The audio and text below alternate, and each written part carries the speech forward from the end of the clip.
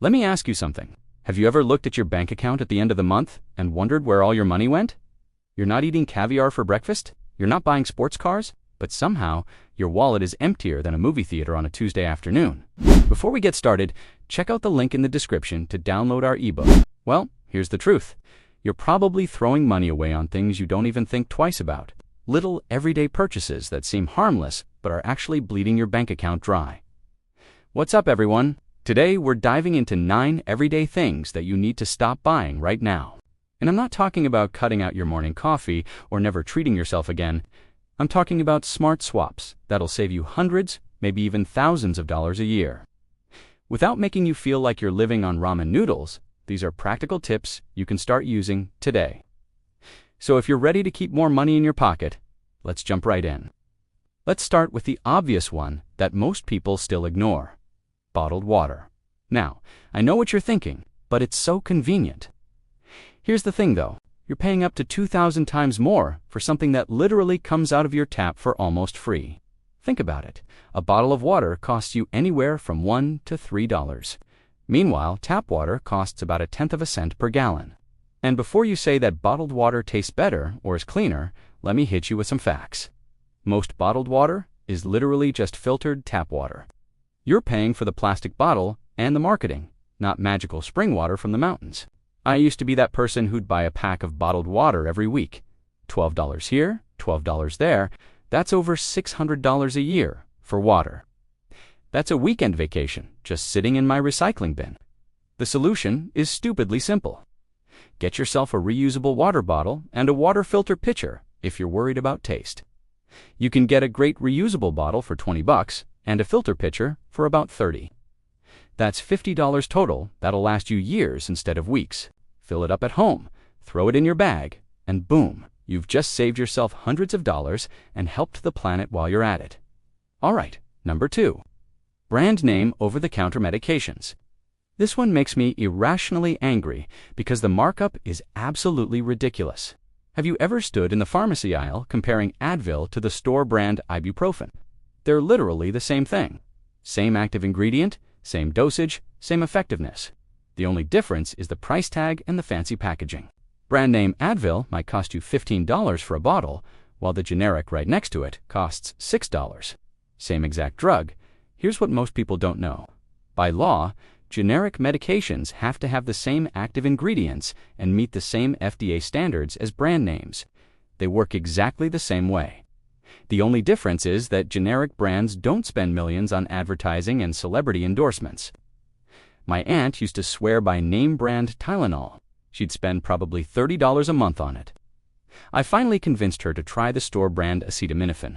You know what happened? Her headaches went away just as fast, and she saved herself over $250 a year. She now uses that money for actual fun stuff, not headache pills. So next time you're at the pharmacy, flip that box over, look at the active ingredients, and grab the generic. Your wallet will thank you, and your body literally won't know the difference. Number 3 is going to save you so much money at the grocery store. Stop buying pre-cut fruits and vegetables. Yes, they're convenient. Yes, they save you 5 minutes, but you're paying double or even triple the price for someone else to cut your food. A whole pineapple might cost you $4. That same pineapple pre-cut in a plastic container.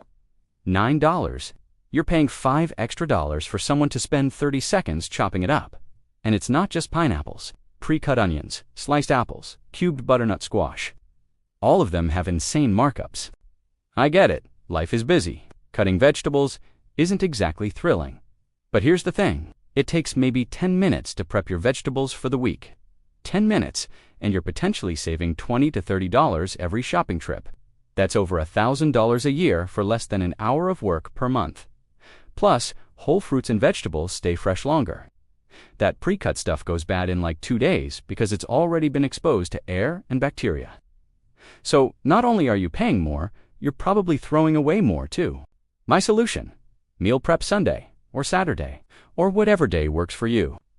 Spend 30 minutes washing, cutting, and storing your fruits and veggies in containers.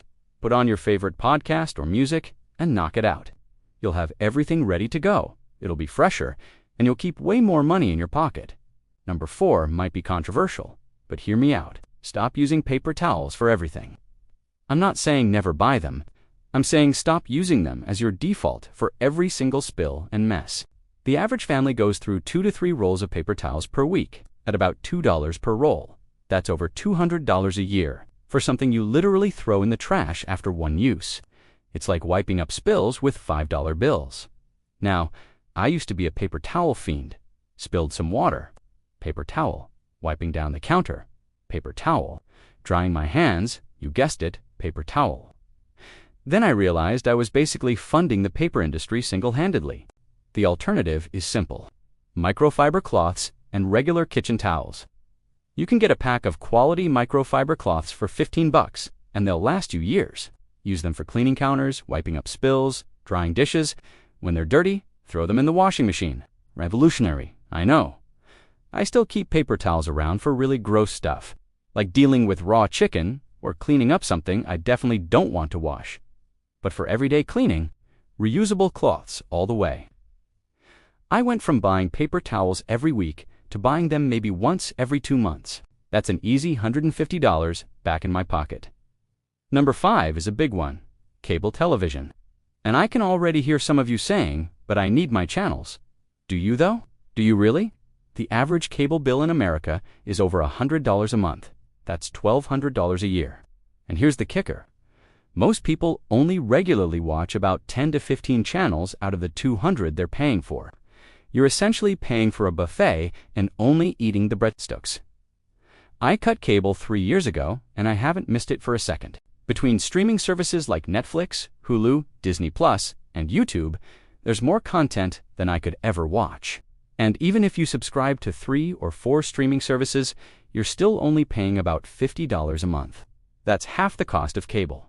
But here's the really smart move: rotate your streaming services. Watch everything you want on Netflix for a couple months, then cancel it and switch to Hulu, then HBO Max.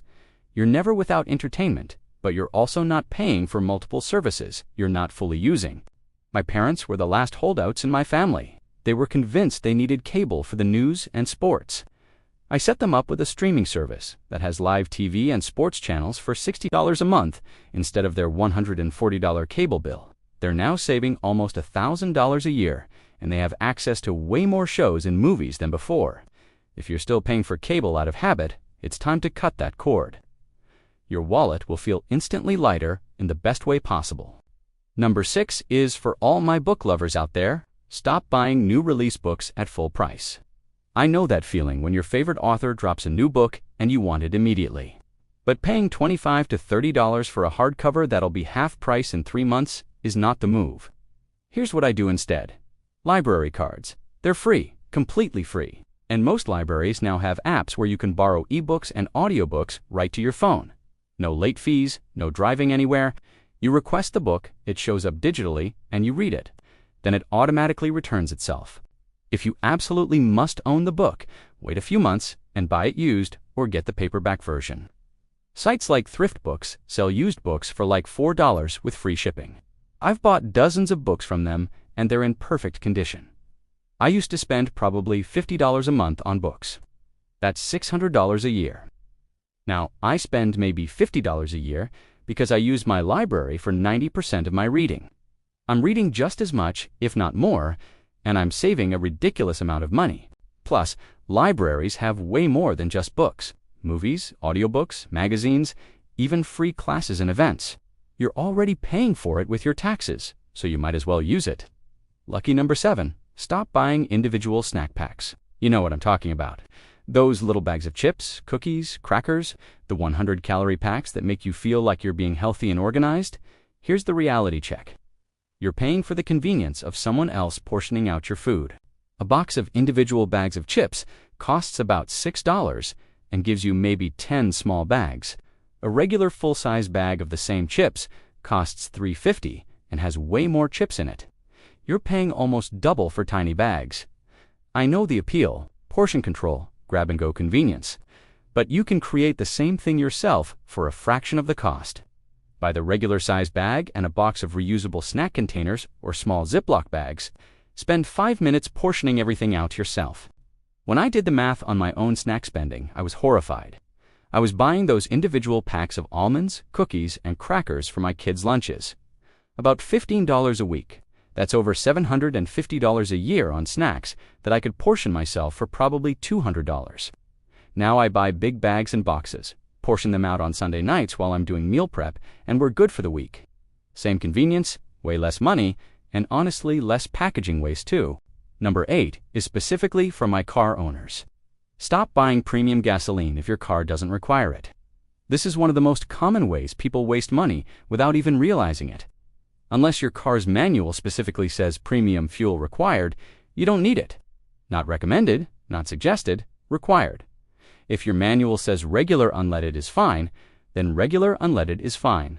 Premium gas doesn't make your car run better, faster, or cleaner if your engine isn't designed for it. You're literally just burning money. The difference between regular and premium is usually about 60 cents per gallon. If you fill up once a week with a 12-gallon tank, that's over $7 per fill-up. That's $360 a year that you're spending for absolutely zero benefit. My coworker drove a Honda Civic and always filled it with premium because he thought he was taking better care of his car. I finally convinced him to check his manual. It said regular unleaded. He switched, and his car ran exactly the same. No difference whatsoever. Except now, he's saving over $300 a year that he puts toward actually useful car maintenance. Check your owner's manual right now. If it says regular is fine, switch to regular. Your car will not know the difference, and your bank account definitely will. And finally, number 9. Extended warranties. This is the one that retailers really want you to buy because they make a killing off them, and 99% of the time, they're a complete waste of your money. Think about it. When you buy a TV or a laptop or a phone, the salesperson always pushes the extended warranty hard. That's because it's basically pure profit for the store. Most products either break within the manufacturer's warranty period, or they last way longer than the extended warranty anyway. Consumer Reports did a study and found that most people who buy extended warranties never use them. And when they do try to use them, the claim process is so complicated and full of exclusions that they end up paying out of pocket anyway. Here's the smarter move. If you're worried about something breaking, take the money you would have spent on the warranty and put it in a savings account. Build yourself a repair fund. Most of the time, nothing will break and you'll still have that money. And if something does break, you've got the cash to fix it or replace it. I bought an extended warranty on a laptop once, paid $150 for 3 years of coverage. The laptop worked perfectly for 5 years.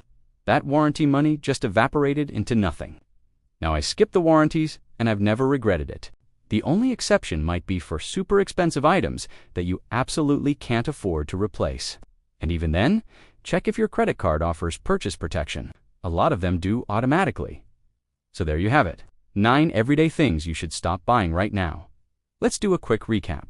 Ditch the bottled water and get a reusable bottle. Buy generic medications instead of brand names.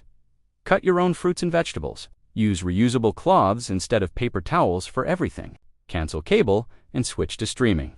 Use the library instead of buying new books at full price. Buy snacks in bulk and portion them yourself. Use regular gas unless your car requires premium, and skip those extended warranties. If you implement even half of these tips, you're easily looking at over $2,000 back in your pocket every year.